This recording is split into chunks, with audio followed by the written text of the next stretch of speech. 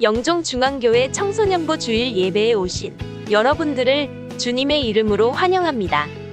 매일 묵상, 큐티하는 청소년, 매일 감사, 매일 감사의 내용 3가지 적기, 매일 기도, 잠자기 직전 1분 기도, 눈 뜨자마자 1분 기도, 매일 말씀을 묵상하고 감사하며 기도하는 청소년이 됩시다.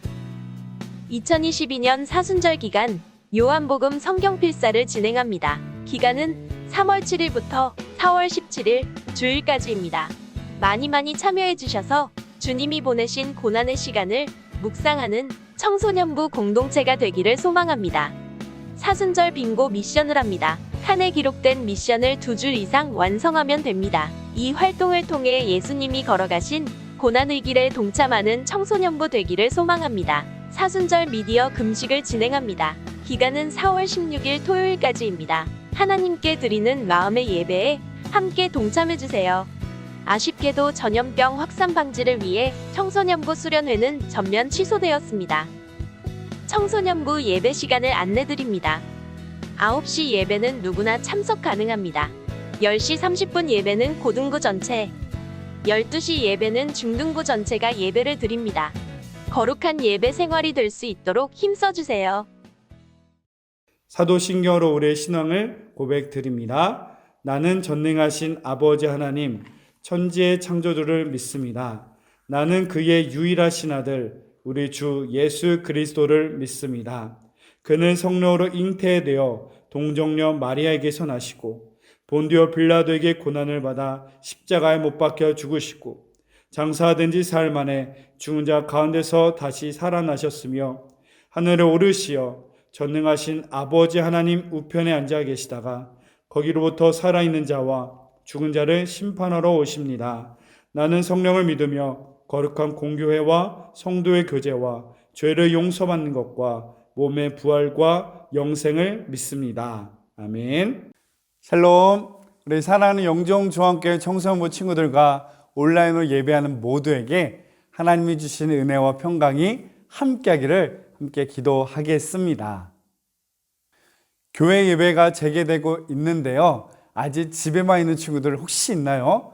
좀 시간을 구별해서 결단해서 이제는 교회에 와서 함께 예배할 수 있도록 함께 힘써 주기를 바랍니다. 그리고 아직 몸이 안 좋은 친구들, 집에서 온라인 예배하는 친구들은 이 시간 우리 마음을 다하여서 정성을 다해서 함께 예배하겠습니다. 오늘 우리에게 주신 하나님 말씀은 여호수아 1장 5절에서 7절 말씀입니다. 내 평생에 너를 능히 대적할 자가 없으리니 내가 모세와 함께 있었던 것 같이 너와 함께 있을 것임이니라. 내가 너를 떠나지 아니하며 버리지 아니하리니 강하고 담대하라. 너는 내가 그들의 조상에게 맹세하여 그들에게 주리라 한 땅을 이 백성에게 차지하게 하리라. 오직 강하고 극히 담대하여 나의 종 모세가 내게 명령한 그 율법을 다 지켜 행하고 우러나 좌로나 치우치지 말라. 그리하며 어디로 가든지 형통하리니. 아멘. 함께 고백하겠습니다. 살아계신 하나님의 말씀입니다. 내게 주시는 말씀입니다. 마지막으로 내가 순종해야 할 말씀입니다. 아멘. 오늘 말씀의 제목을 같이 읽어보겠습니다. 열등감을 극복하라. 여러분, 혹시나 열등감이 있나요? 누구에게 남에게 말 못할 마음의 상처와 아픔과 어려움이 있나요? 여러분, 이겨내는 저와 여러분 모두가 되기를 바랍니다. 오늘 주신 하나님 말씀의 은혜와 하나님 주시는 위로와 능력으로 말미암으면 정말 능히 이길 수 있다는 사실을 기억하고 새 은혜와 하나님 주시는 은혜와 능력이 우리 모두에게 함께하기를 바랍니다. 아멘. 성경에서는 우리가 이 땅에서 살아가는 삶을 향하여 나그네 인생으로 표현합니다. 여러분, 나그네란 삶이 뭐죠? 잠시 잠깐 머물렀다가 지나가는 사람이라는 소리죠. 우리의 삶, 이 땅의 삶이 그렇다는 거죠. 이 땅의 삶이 결코 영원하지도 않고요.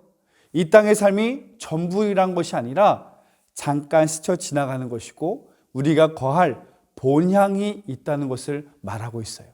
나그네 인생으로 이 땅을 살아가는데 이곳에 소풍을 온 건 아니에요. 5성급 호텔에 편안하게 누리고 안식하기 위해서 머무는 나그네 삶도 아닙니다. 그러면 우리 나그네된 인생을 어디로 지나간 줄 아세요? 에베소 6장 말씀 보니까 전쟁터를 지나가는 삶과 같습니다. 전쟁터를 지나가는 쉽지 않은 우리의 인생을 살아가고 있다는 거예요. 여호수아의 말씀의 가장 큰 주제가 뭡니까? 그토록 기다리고 고대하던 가나안 땅에 입성했는데 그곳에 있는 이방 민족을 정복하고 싸워서 이겨내서 그것을 계속해서 정복해 나가는 것, 그런 전쟁 이야기 아닙니까? 우리의 인생과 삶에서도 동일하게 우리의 삶은 이 전쟁터를 지나가는 나그네의 삶을 살아가는 우리들이란 사실을 기억하고 이곳에서의 삶을, 이 땅의 삶을 여러분 승리함으로 나가기를 바랍니다. 가정에서 부모님과의 갈등으로, 학교에서 친구와의 관계의 어려움으로, 따돌림으로, 혹은 소외감과 게으름과 음란과 게임 중독 등 다양한 방법으로 우리를 계속해서 괴롭히는 이 악한 사탄, 영적 전쟁이 있을진데 여러분, 이 전쟁터를 살아가는 우리 더욱더 우리의 마음을 지켜야 합니다. 잠언 4장 23절 말씀, 모든 지킬 만한 것 중에 더욱 내 마음을 지키라. 생명의 근원이 이에서 남이니라. 아멘. 모든 지킬 만한 것들이 물론 중요하지만 그 중에서도 더욱더 소중하게 잘 지켜야 할 것이 어디냐? 우리 마음이란 것이죠. 이 치열한 영적 전쟁터는 결코 세상 방만이 아닙니다.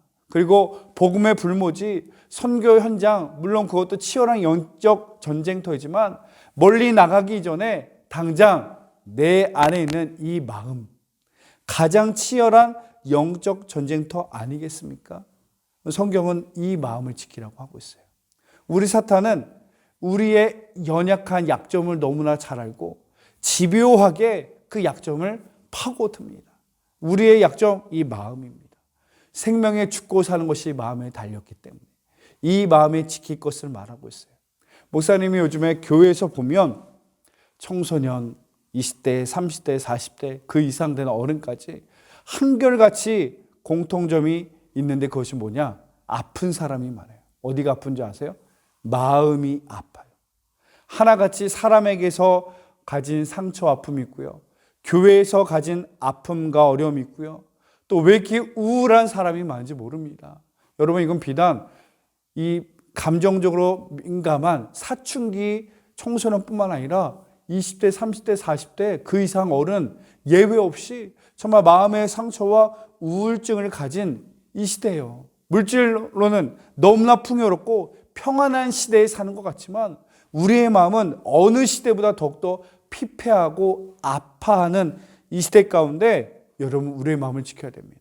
사탄은 우리에게 덕이 이 열등감이라는 공격으로 우리의 마음을 상처 주고 우리를 넘어지게 합니다. 열등감이 뭔지 알아요? 나 스스로가 부족하다고 느끼는 이 만성적으로 생각하는 것들을 말합니다. 내 외모에 대해서, 성적과 학교와 학벌에 대해서, 대인관계에 대해서 남과 자기를 비교해가지고 나 스스로가 부족하다, 덜 떨어진다, 이 만성적으로 느끼는 이 감정, 이것이 바로 열등감입니다. 이 열등감을 느꼈던, 이 열등감 때문에 고통했던 한 사람이 있었으니 바로 사울 왕이 그렇습니다. 사무엘상 18장 7절에 보면 여인들이 뛰놀며 노래하여 이르되 사울이 죽인 자는 천천히요 다윗은 만만이로다 한지라. 아멘. 이 말씀의 내용이 뭐냐? 다윗 왕이 정말 만군의 여호와 이름으로, 믿음으로, 하나님의 은혜로 그 크고 거대한 골리앗을 때려잡고 이겨냅니다. 모든 이스라엘 군사들이 벌벌 떨고 있을 때 다윗은 담대하게 믿음으로 승리하고 이제는 이스라엘로 돌아왔을 때 수많은 사람들이 다윗을 향하여서 환호성을 치는 것입니다. 다윗은 만만이요, 사울은 천천히다. 이 말을 들은 사울의 기분이 어땠는지 사무엘상 18장 8절 9절은 이렇게 기록됩니다. 세 번역으로 읽겠습니다. 이 말에 사울은 몹시 언짢았다. 생각할수록 화가 치밀어 올랐다. 사람들이 다윗에게는 수만 명을 들리고 나에게는 수천 명만을 들렸으니 이제 그에게 더 돌아갈 것은 이 왕의 자리밖에 없겠군 하고 투덜거렸다. 열등감에 사로잡히기 시작한 거죠. 그리고 이 열등감에 사로잡히는 순간 사울은 그날부터 다윗을 시기하고 다윗을 의심하기 시작하게 됩니다. 아멘. 여러분, 이 열등감이 얼마나 사람을 비참하게 만드는지 사울의 인생과 삶을, 국력을 다윗을 잡기 위해 허비하고 낭비하게 됩니다. 좀 사울 왕이 마음이 커서, 마음이 튼튼해서 건강했다면, 그치, 사울 왕이 다윗을 향해서 우리 다윗 잘했어. 또 다윗과 사울의 관계는 나중에 사위와 장인 어른의 관계가 됩니다. 우리 사위 최고야. 이렇게 인정해주고 이렇게 세워줄 수 있었으면 다윗도 위대해질 뿐만 아니라 사울 왕도 위대해지는, 서로 윈윈하는 관계가 될 수 있었을 텐데, 열등감에 사로잡혀서 시기와 질투 가운데 살아갈 때 이 사울의 왕의 삶이 결국은 비참하게 되었다는 사실을 우리는 보게 됩니다. 오늘 함께 보고자 하는 말씀의 주인공인 여호수아도 그렇습니다. 여호수아도 열등감에 빠져 있는 사람입니다. 모든 사람이 열등감에서 예외인 사람은 거의 없는 것 같습니다. 오스트리아의 정신의학자 알프레드 아들러가 이런 말을 합니다. 인간은 열등감을 갖는 존재이다. 모두가 열등감을 갖는 것 같습니다. 근데 문제는 이 열등감을 어떻게 대하느냐가 중요하다는 사실인 거죠. 여호수아의 열등감, 그리고 여호수아는 그 열등감을 어떻게 이겼는가, 오늘 함께 보고자 하는 그 주제입니다. 여호수아 1장 6절, 7절, 9절에 보면 계속 반복해서 하는 말이 있습니다. 강하고 담대하라. 또 1장 7절에 오직 강하고 담대하며 나의 종 모세가 내게 명령한 그 율법을 다 지켜 행하라. 또 1장 9절에 내가 내게 명령한 것이 아니냐, 강하고 담대하라, 두려워하지 말며 놀라지 말라. 여러분, 성경에서 여호수아에게 계속 강하고 담대하래요. 놀라지도 말고 두려워하지 말라. 계속해서 반복하는 그 이유는 뭐죠? 여호수아는 지금 벌벌 떨고 있다는 거예요. 강하지 않다는 거예요. 담대하지 않고 어려워하고 있다는 상황인 거예요. 정말 여호수아의 마음이 사실은 이해되기도 합니다. 모세에 이어서 후계자로 지도자가 되었는데, 모세란 사람은 어떤 사람입니까? 히브리 민족 적게 잡으면 60만, 많으면 100만, 200만 명에 추정되는 그 많은 인파를 애굽에서 구출해낸 지도자입니다. 또 홍해를 가를 때도 이 모세를 통하여 홍해가 갈라지는 기적이 일어나고요. 이 모세를 통해 하나님이 일하시고 역사하셔서 하늘에서 만나 메추리가 나오고 구름 기둥과 불 기둥으로 그들을 인도하고 지키신 하나님의 역사를 감당했던 위대한 지도자, 모세 다음으로 세워진 지도자가 여호수아거든요. 또 여호수아를 향해서 여호수아 1장 1절에 보면 여호와의 종 모세가 죽은 후에 여호와께서 모세의 수종자 눈의 아들 여호수아에게 말씀하여 이르시되, 1장 1절에 여호수아를 뭐라고 소개합니까? 모세의 종이래요. 모세의 시종이래요. 이 모세와 이 여호수아의 관계는 전임자와 후임자의 관계 이전에 종과 주인의 관계 같은 그런 관계입니다. 여호수아가 지도자가 됐는데 내가 어떻게 감히 모세와 같은 사람이 될 수 있을까? 내가 감히 어떻게 모세가 했던 그 일들을 감당할 수 있었을까? 두려웠던 겁니다. 어려웠던 겁니다. 마음에 큰 부담이 되었다는 것이죠. 그리고 백성들도 모세에 대한 향수, 기억을 오래도록 간직하고 있는 상황입니다. 신명기 34장 8절을 보면 이스라엘 자손이 모압 평지에서 모세를 위하여 애곡하는 기간이 끝나도록 모세를 위하여 30일을 애곡하니라. 무슨 말이죠? 모세를 애곡하는 시간이 지났음에도 지금 이스라엘 전역에서는 모세, 모세, 모세, 모세를 부르며 모세를 슬퍼하며 모세를 기다리고 모세 같은 사람이 없는데 이제 우리 어떻게 살아가냐. 모세의 연연해 있는 그런 이스라엘 민족의 지금 부르짖는 가슴 아파하는 그런 상황 속에 여호수아가 지도자가 된 겁니다. 여호수아가 앞에 있는데도 불구하고 여호수아 앞에서 모세가 없으니 어떻게 이러고 있는 상황인 것입니다. 여러분, 우리는 분명히 알아야 합니다. 오늘 말씀을 통해서, 오늘 특히 본문의 말씀을 통해서 이 열등감을 극복할 수 있는 방법은 무엇입니까? 열등감을 이겨내고 극복할 수 있는 방법, 그 첫 번째 따라합시다. 하나님이 함께 하심을 믿어라. 아멘. 강하고 담대하되 나 스스로 그렇게 주문 외우며 마인드 컨트롤 하라는 것, 내 스스로 그렇게 이겨내라는 말씀이 아니라 우리가 강하고 담대할 수 있는 이유와 근거가 있다는 사실입니다. 여호수아 1장 5절에 내 평생에 너를 능히 대적할 자가 없으리니 내가 모세와 함께 있었던 것 같이 너와 함께 있을 것임이니라. 내가 너를 떠나지 아니하며 버리지 아니하리라. 아멘. 하나님이 약속한 것입니다. 내가 모세와 함께한 것 같이 여호수아 너와도 함께할 것이고, 내가 모세를 통해 그 행한 일을 했던 것 같이 너를 통해서도 크고 위대한 일을 행할 것이다. 함께할 것이니 두려워하지 말라, 이것입니다. 여러분, 밤길에 아무런 도움이 되지 않는 어린아이의 손 잡고 가는 것만 해도 위로가 됩니다. 혼자 가면 두려워서 못 가는데 누군가 동행하는 것만으로도 위로와 힘과 능력이 됩니다. 근데 오늘 성경 말씀합니다. 아무런 힘이 없는 자가 우리가 함께 하겠다는 것이 아니라 온 우주의 창조물 되시는 전지전능하신 하나님이 내가 함께 할게, 내가 도와줄게, 내가 뒤를 봐줄게, 그러니까 걱정하지 마. 우리가 두려워하지 않을, 담대할 수 있는 분명한 이유와 근거를 하나님이 말씀한 것입니다. 하나님이 나와 함께 하신다는 것을 여러분 믿으셔야 돼요. 하나님이 함께 하시니 내가 모든 것을 감당할 수 있다는 사실을 여러분 믿어야 됩니다. 출애굽기 14장 21절에 보면 모세가 바다 위로 손을 내밈에 여호와께서 큰 돌풍이 밤새도록 바닷물을 물러가게 하시니 물이 갈라져 바다가 마른 땅이 된지라. 아멘. 이 출애굽기 14장 21절을 통해 여러분에게 묻습니다. 홍해 바다가 갈라진 이유가 뭐죠? 맞춰보세요. OX입니다. 모세가 손을 들었기 때문에 홍해 바다가 갈라졌다. OX?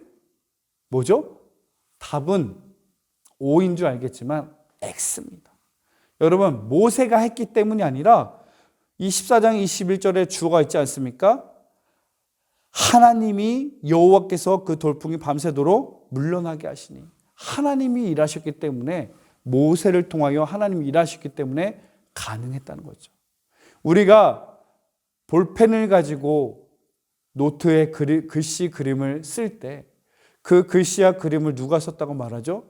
내가 썼다고 합니다. 그 사람이 썼다고 합니다. 어느 누가 볼펜이 썼다고 말합니까?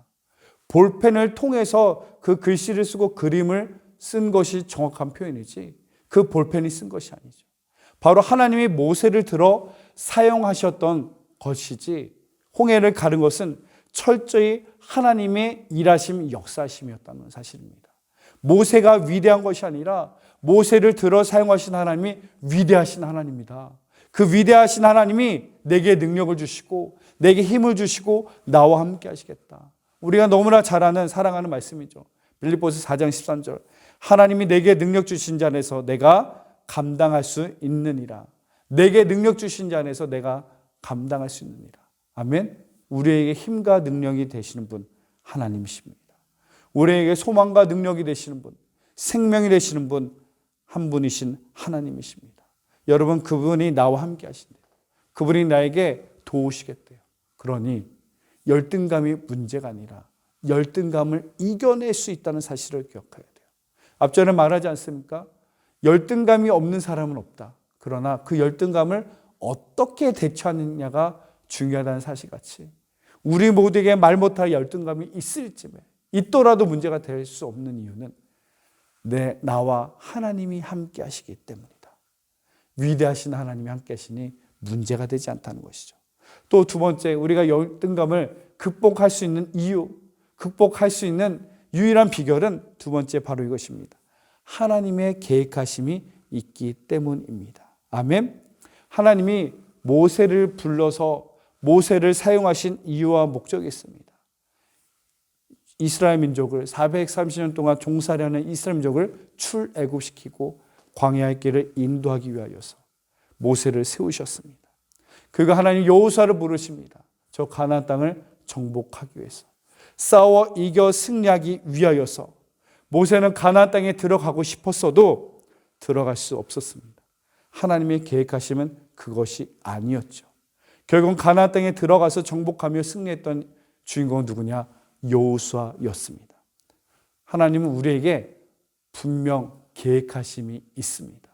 각자의 분량이 다릅니다. 각자의 모습이 다릅니다. 그러나 그 각자의 사명대로, 그 모습대로 하나님은 계획하심이 있어서 그 계획하심을 통해 하나님은 위대한 일을 이루실 것입니다. 하나님이 모세를 세우신 이유와 목적, 모세의 사명이 있고요. 하나님이 여호수아를 세우신 사명과 이유가 목적이 있습니다. 모세를 통하여서 430년간 종살이하는 이스라엘 민족을 구원하는 출애굽의 역사를 감당하고 광야길을 잘 인도하게 하였다면 여호수아의 사명과 목적은 무엇입니까? 가나안 땅에 입성하여 이방 민족과 이방 문화를 정복하며 승리해 나가는 것, 그것이 여호수아의 사명이었고 모세의 사명이 분명 달랐다는 사실이죠. 에베소 4장 11절 말합니다. 그가 어떤 사람은 사도로, 그가 어떤 사람은 선지자로, 어떤 사람은 복음 전하는 자로, 어떤 사람은 목사와 교사로 삼으셨으니. 아멘. 각자의 성격, 기질, 재능, 배경이 다르다는 것이죠. 그리고 하나님은 각자의 이 배경과 탤런트에 따라 각자의 고유한 사명과 목적이 있음을 말하고 있습니다. 모두가 다 모세 같을 수가 없고요. 모두가 다 여호수아 같을 수가 없습니다. 에베소서 4장 11절 같이 모두가 다 목사일 수도 없고요.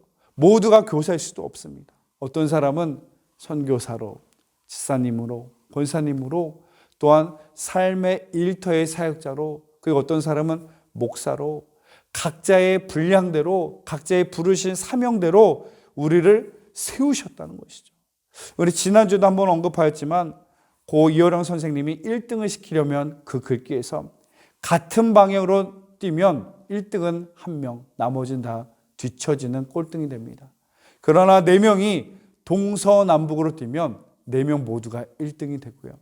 360명이 360도로 각자의 사명의 길을 가게 되면 360명 모두가 1등이 된다는 거죠.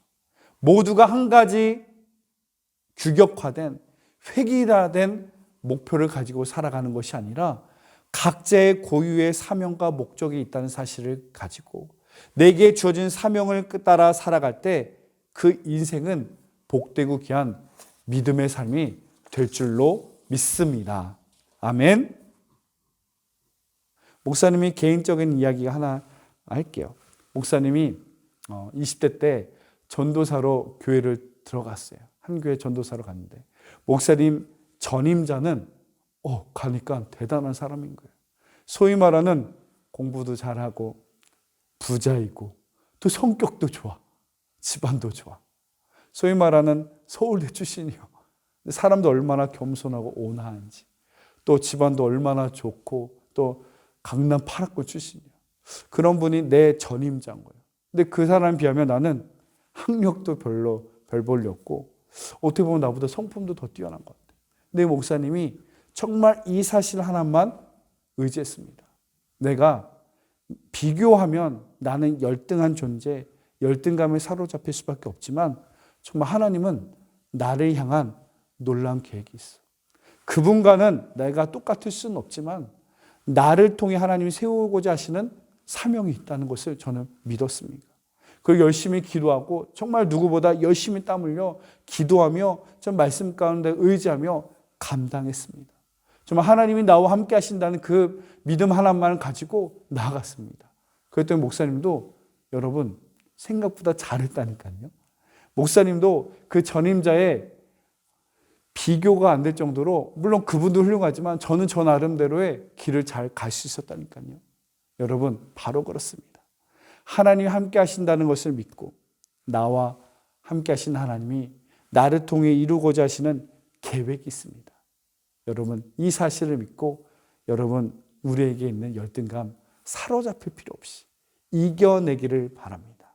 오늘 말씀 가운데 정리하면 한 인물을 소개하겠습니다.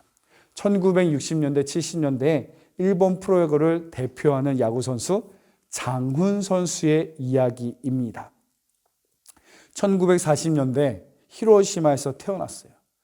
그때 시기라면 우리나라가 아직 일제강점기, 일제 식민지에 있을 그 시기에 일본에서 태어난 거 아니겠습니까? 가난하고 또 조선인이라는 차별 속에 살아가는데 얼마나 힘들었겠어요. 어머니의 헌신, 큰 형님의 헌신 가운데 정말 할 수 없는 어려운 상황에서도 야구를 할 수 있었다고 합니다. 근데 이 장훈 선수의 야구에 대한 탤런트는 너무나 뛰어나서 야구를 너무나 잘했다는 거예요. 그래서 일본 한 구단주가 장훈 선수에게 귀화를 제의합니다. 내게 양자로 들어오고 귀화를 해라. 장훈은 속으로 일생일대의 기회구나. 그러면 이제는 가난 끝, 행복 시작, 야구로서 성공한 인생을 살 수 있겠구나 생각을 했지만 귀화를 거절하고 맙니다. 그래서 일본 사람들이 왜 귀화를 거절했느냐? 그 당시만 해도 일본이 우리나라보다 훨씬 잘 살고 더 부강하고 잘 나가는 그 시기였거든요. 그 장훈 선수의 이야기는 이렇습니다. 내가 귀화를 거부하는 이유는 바로 이것입니다. 나는 한국인이기 때문에. 와타시와 간국구 진 데스. 목사님 일본을 잘 모르지만 참 이 표현이 멋있었습니다. 나는 한국인이기 때문에 귀화할 수 없습니다. 그때부터 일본 사람들의 시기와 질투, 이 장훈 선수를 향한 미움, 야유가 너무 크게 다다랐답니다. 경기장에서 나가려고 하는데 일본 팬들이 이 장훈 선수를 향하여서 안 좋은 소리를 하는 거예요. 조선으로 가라, 조선으로 가라. 그리고 또 빠가야로, 빠가야로가 목사님 일본어 정확히 모르지만 좋은 말은 아니잖아요. 빠가야로 이렇게 큰 소리를 쳐서 경기가 진행되지 않을 정도로 야유가 컸다. 그때 장훈 선수는 잠깐 타석에서 내려와서 잠잠해질 때까지 기다리다가 다시 올라가서 그 사람들, 소리쳤던 사람들 향하여 이렇게 말했다고 합니다. 그래, 나 조선놈이다. 조선 사람이다. 당당하게 외치고 타석에 올라가 그 시간에 장외 홈런을 쳐버렸다는 것이죠. 여러분, 여기서 한 가지 발견해야 되는 놀라운 진리 말씀이 있습니다. 그는 가난이란 열등감, 또 오른손의 어린 시절 교통사고와 화재로 장애라는 열등감, 그리고 신분이라는, 인종이라는, 조선진이라는 열등감 속에서도 당당하게 맞섰던 것이죠. 그래, 나 조선 사람이다. 당당하게 열등감에 묻히는 것이 아니라 당당하게 열등감에 직면하여서, 인정하여서 오히려 수많은 땀 흘림과 수고와 노력으로 보여줬던, 열등감을 이겨냈다는 것이죠. 바로 저와 여러분에게도 이러한 믿음의 삶을 살아가기를 바랍니다. 누구나 열등감은 있습니다. 그 열등감은 내가 만든 거예요. 다른 사람과 비교해서 나를 스스로를 작게 여기는 거예요. 열등감 없는 사람은 없다고 하지 않습니까? 다만 어떻게 열등감을 극복하느냐가 중요합니다. 여러분 기억하십시오. 능력이 많으신 온 우주의 창조주 전능하신 하나님이 나와 함께 하십니다. 그분이 내게 힘과 능력, 소망이 되십니다. 그리고 그분이 나를 향한 놀라운 계획과 섭리가 있으세요. 여러분, 열등감을 향하여 당당히 하나님을 의지하며 하나님 계획을 신뢰함으로 나가십시오. 그리고 당장 믿음으로 승리를 선포하며 나가시는, 극복해 나가는 승리의 주인공, 믿음의 주인공 모두가 되기를 바랍니다. 내게 능력 주신 자 안에서 내게 능치 못함이 없을 것입니다. 전능하신 나의 주 하나님의 은혜로 모든 것이 가능할 것입니다. 아멘. 기도하겠습니다. 사랑의 하나님 감사합니다. 세상의 다른 것과 비교한다면 나는 보잘것없는 자격 없는 사람이지만 전능하신 하나님이 나와 함께하여 주시고 내게 힘과 능력이 되어 주시니 주님 감사합니다. 또 나를 향한 놀라운 계획과 섭리가 있는 줄로 믿습니다. 그 하나님을 신뢰함으로 당당하게 승리하며 나가게 하여 주옵소서. 나를 잡는 열등감에 억눌린 자가 아니라 믿음으로 승리를 선포하며 나가게 하여 주옵소서. 이제는 우리 주 예수 그리스도의 은혜와 하나님 아버지의 큰 놀라신 사랑과 성령님의 위로 감동 교통 역사하심이 이제는 하나님과 계획과 섭리를 믿고 나와 함께 하신 하나님의 신뢰함으로 당당히 승리하는 삶을 살기 원하는 이 무리들 위해 지금부터 영원히 함께 하시기를 간절히 축원하옵나이다. 아멘.